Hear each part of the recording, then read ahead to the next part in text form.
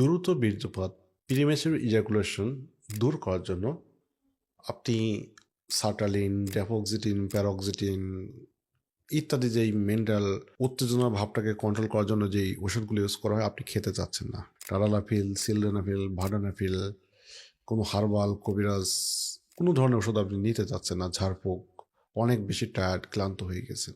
অন্য কোনো মেডিসিন আছে কিনা বেশিরভাগ রোগীরা কিন্তু চায় এমন কিছু ওষুধ দিতে যেগুলো খেলে সাইড ইফেক্ট হবে না।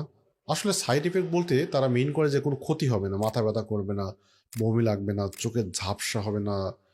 তো অনেক দিন সময় লাগুক, ধীরে ধীরে কাজ করুক বা একটু আস্তে ধীরে কাজ করুক। কম সংখ্যক রোগী আছে যারা খুব সচেতন, তারা আস্তে ধীরে কাজ করতে চায় বা জীবনটাকে তারা লাইফ লিড করতে চায়, কিন্তু ম্যাক্সিমাম খুব দ্রুত চায় র্যাপিড অ্যাকশন। তাহলে এই ক্ষেত্রে কিন্তু আপনাকে মানসিকভাবে ধীর স্থিরতা নিতে হবে যে না, আমি আস্তে ধীরে চিকিৎসা চালিয়ে যাব।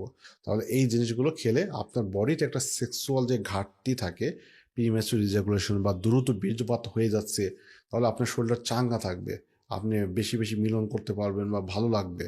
তাহলে আপনার সেক্সুয়াল লাইফ বা দাম্পত্য জীবনটা সুন্দর থাকবে।